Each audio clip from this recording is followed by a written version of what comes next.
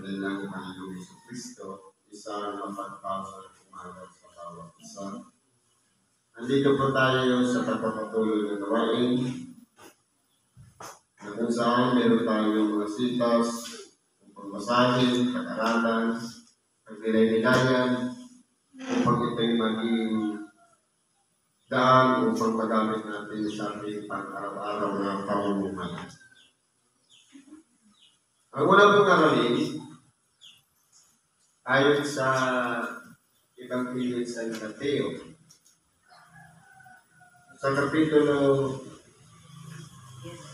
10, versikulo 26 hanggang 33. Sabi ko ganito, huwag nga ninyo silang katakutan, sapagkat walang bagay na natatakpan na hindi mahayag at napatago na di nalalaman.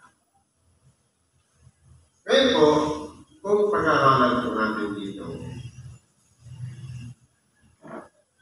dito sa unang versikulo, hindi po ba meron tayong tinatawag na takot?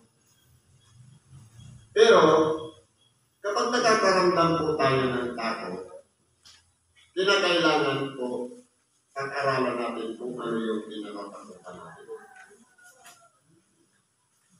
Halimbawa, mayroong isang tao na gumagawa ng karumalduman o hindi maganda.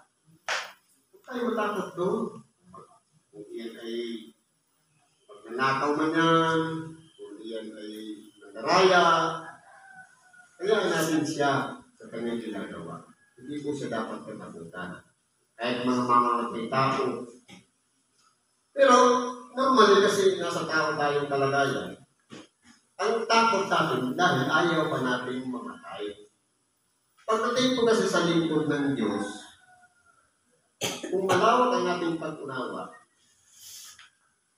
ang kamatayan, lahat po yan, meron tayong nakatakdang panahon.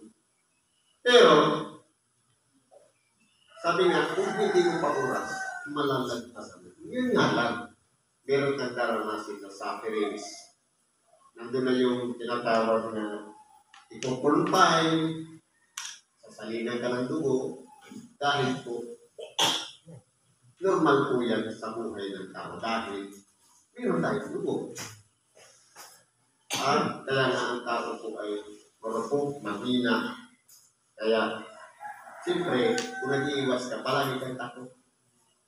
Pero kahit sa bahay ka lang, pero kung kapanahunan na ng kamatayan, hindi po natin naitatakot kung may iwas ang ating sarili. Mas maganda pa ipagkatiwala na lang natin sa Diyos ang ating buhay upang sa ganon, tayo po ay kaawahan pa ng Diyos at dugtungan pa ang ating buhay. Ang sinasabi ko sa inyo sa kadiliman ay sabihin ninyo sa kaliwanagan. At ang narinig ninyo sa bulong ay ninyong ipagsisigawan sa mga bubungan. Kaya po, tunay na ang sinasabi na walang lilim na di mabubungya. Kahit po, sa pamamagitan ng mensahe na maliit lamang na bagay, pwede po yung kumalat. Hindi ba ga? Kwento lang, kumakalat siya, nag-spread out. Kaya ang nangyayari po niya, ito ang kwento na ng isang kaibigan, na si Brad, may lumabas sa kanyang katawan maitim, katulad ng uwak. Pagdating sa dulo, ang lumabas uwak na. Ganyan po, makapangyarihan ng bibig sa pagkalat ng kwento. Ito, sabi dito, huwag kayong mga takot sa mga nagsisipatay ng katawan, nasapat, hindi mga kakapatay sa kaluluwa, kundi pagpos ang katakutan ninyo, yaon makahubog sa katawan at sa kaluluwa at sa katawan sa impyerno. Ngayon po,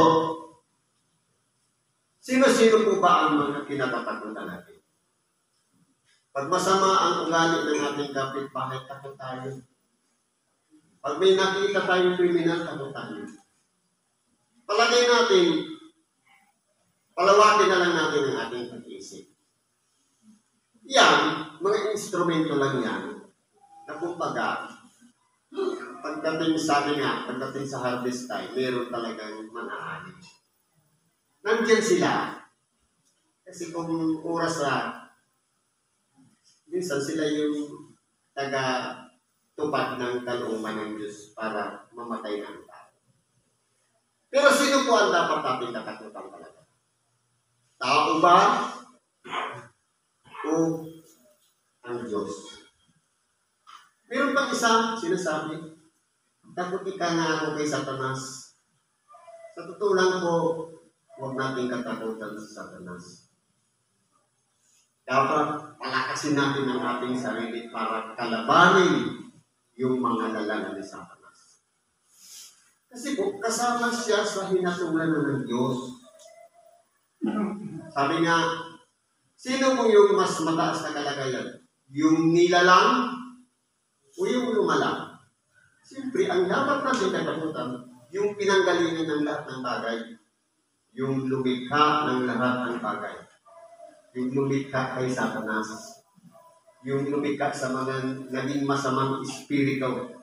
Yung mga nagsisunod kay Satanas. At ganoon din sa mga tao na sumunod sa mga masamang gawa. Pare-parehas lang naman sila. Pero, ang dapat natin katakutan, yung may kapangyarihang umuksa ng kaluluwa.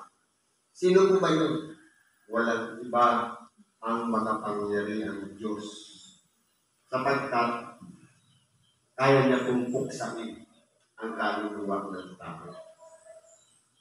May isa ng parte sa bahagi ng banal na kasulatan na habang ang ating dakilang Panginoon ay nangangaral ng salita ng Diyos, merong lumapit sa Kanya na isang pinakalihan ng masamang espiritu. Paano natin masasabi na ang mga masamang espiritu ay hinatulan na? Sabi dito sa Marcos 1:24. At pagka may isang tao sa kanilang sinagugan na may isang kamandumal na espiritu at sa sumigaw, na nagsasabi, anong pakialam ko sa iyo, Jesus, ikaw na Nazareno? Naparito ka ba upang kami puksain? Nakikilala kita kung sino ka, ang banal ng Diyos. Yung mga masasamang espiritu, kilalang-kilala po si Kristo, ang banal ng Diyos. Kung sila nga na mga naunang nilikha sa mga tao, takot na takot sa ating dakilang Panginoon. Gaano pa po kaya tayo na sumusunod sa kanyang kalooban ang hindi dapat matakot sa ating dakilang Panginoon? Kasi po, ang ating dakilang Panginoon, may kapangyarihan siyang pumuksa ng Espiritu. Kaya nga po siya sinuko dito upang ipangaral ang mabuting balita o ang Ebanghelyo para buksan ang kaisipan ng bawat tao nang sa ganon tayo po ay magbago na ng pag-iisip. Tama yung sinabi nito kanina. Mag-iba na kayo ng pag-iisip. Kinakailangan sundan natin ang mga yapak na iniwan ng ating dakilang Panginoon. Unang-unang ginawa niya yung halimbawa, kapakumbabaan. Kung mataas ang ating ego, sasabihin natin, nakasunod tayo ni Kristo, hindi kailanman si Kristo tumaas ang ego na napili siya sa kapakumbabaan. Ibig sabihin, hindi si Kristo ang sinusundan natin. Kasi si Kristo mapagpakumbaba. Kung ang attitude natin may kataasan, hindi si Kristo ang sinusunod natin. May problema tayo sa ating sarili. Ngayon tuloy natin. Hindi ba ga ipinag-ibili ng isang bilis ang dalawang maya? Ni kahit isa sa kanila hindi mahuhulog sa lupa kung hindi pahintulot ng inyong. Kung yun yung ibon, pagamat meron siyang halaga. Yung dalawang maya, katumbas ng isang beses. Pero yan bilang na bilang. Hindi pwedeng dayain o sumubra yan. Kumbaga sa accounting, dapat kumplito yung total niya. Kung 50 yung maya, dapat ilang beses yun? 100?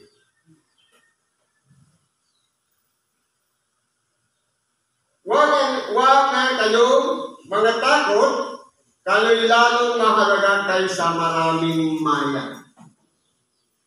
Kung yung maya, iniingatan na walang mawala kahit isa sa kanila, mamatay man o lumipad, gaano pa kaya tayo na mas mahalaga sa mga maya? Ibig sabihin, lahat ng mga tao isinisilang dito sa ibabaw ng sanlibutan. Bilang po yan ng Diyos. Kaya kung yung maya nga, may halaga siya sa dalawang maya, isang beses. Ganun din ang kung kahit isa doon walang nawala, maging sa mga tao bilang po lahat ng Diyos.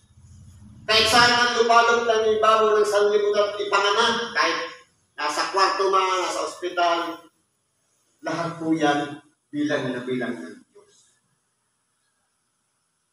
Ano ba ang sabi dito? Kaya, ang bawat kumikilala sa akin sa harap ng tao, ay kikilalanin ko naman siya sa harap ng aking Ama na nasa langit. Ngayon po, tatanungin natin ang ating mga sarili. Sabi ng ating nabilang, kumikilala sa akin sa harap ng maraming tao. Paano po ba natin nasasambit ang pangalan ng ating nagilang Panginoon? Seasonal lang ba? Sa oras lang ba ng pangangailangan? O sa oras na mag-uumpisa pa lang tayo ng ating gagawin? Halimbawa, maraming tao, kahit manalangin o tumawag sa Diyos, parang hiyang-hiya tayong gawin yun dahil marami ng tao.